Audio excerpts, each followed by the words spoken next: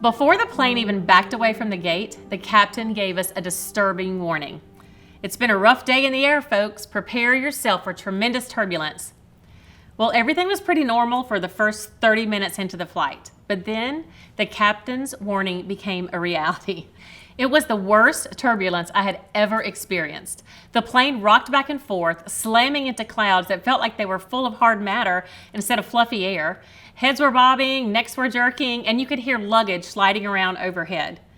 When the stewardess began passing out sick bags to those who needed them, I wondered if I would soon need one of my own. But to make matters worse, landing the plane became an impossible task for the pilot.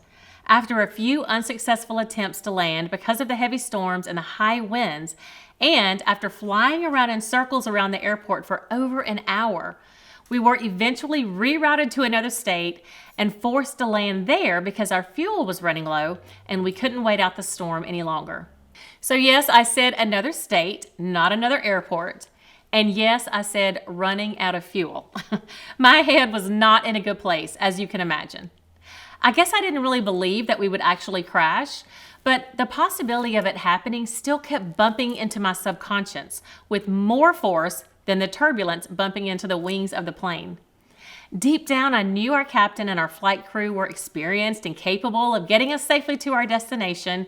And of course, me and probably everyone else on that plane was doing a lot of praying.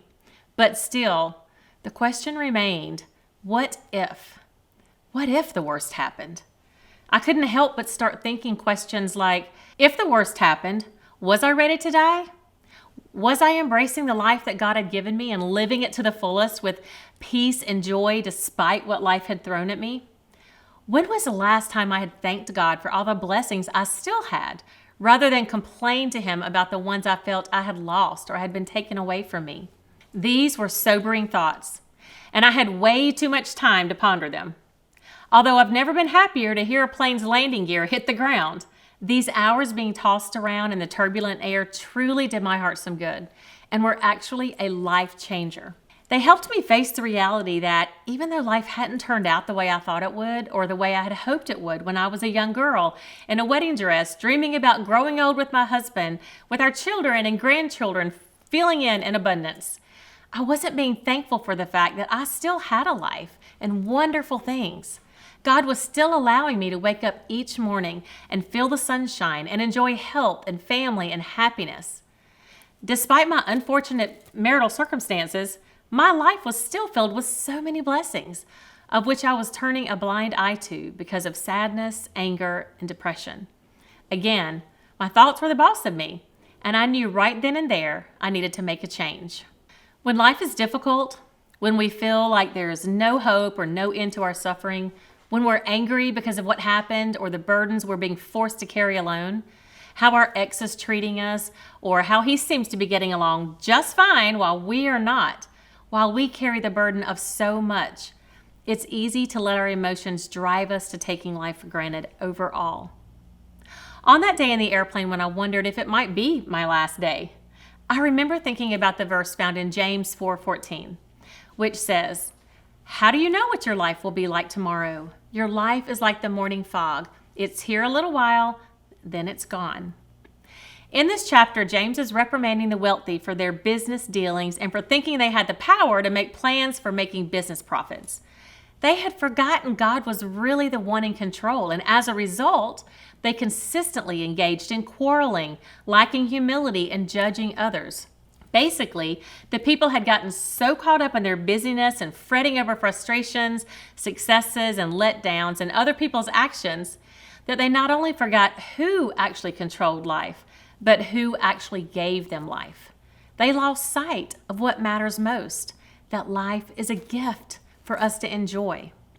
Just like the people James was reprimanding, we too can get so caught up in what we have to do every day, or we become so exhausted just trying to keep our heads afloat financially as a single mom or single woman, or we allow our circumstances to pull us away from God and cause us to become negative, bitter people, so much so that we forget to actually love and enjoy the life that we've been given.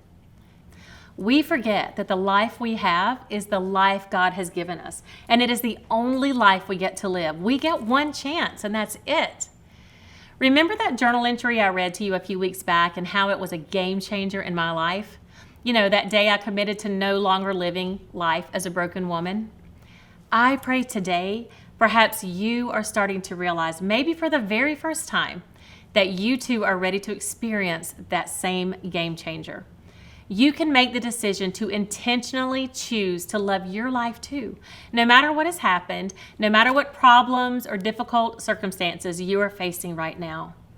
Maybe a light bulb is going off in your head, opening your eyes to the realization that you've been taking life for granted and inadvertently holding onto a negative mindset about life, which has been secretly robbing you of joy and peace. The truth is, we can let our circumstances and people steal our joy, or we can ask God to be the source of it despite them. Sweet friend, you do not have to live another day with that mindset. Even though you may be struggling right now, even if you don't know how to navigate this new season just yet or what the future holds, and it's scary nonetheless, your happiness is still up to you. You don't have to search for a different life to attain happiness or spend every day mourning what could have been. You simply have to embrace the one you have with a thankful heart and wait for God to restore what has been lost and broken.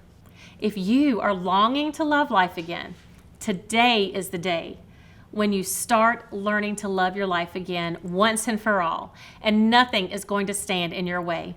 Every action you take towards loving your life again will be a faith-fueled step in the right direction.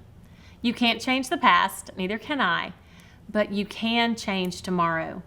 You may not be able to change your life circumstances, but you can change you. The key to loving life again and growing from this hard journey that we're on is believing it is possible for all of us, and then allowing yourself to envision how great you're going to feel when it happens.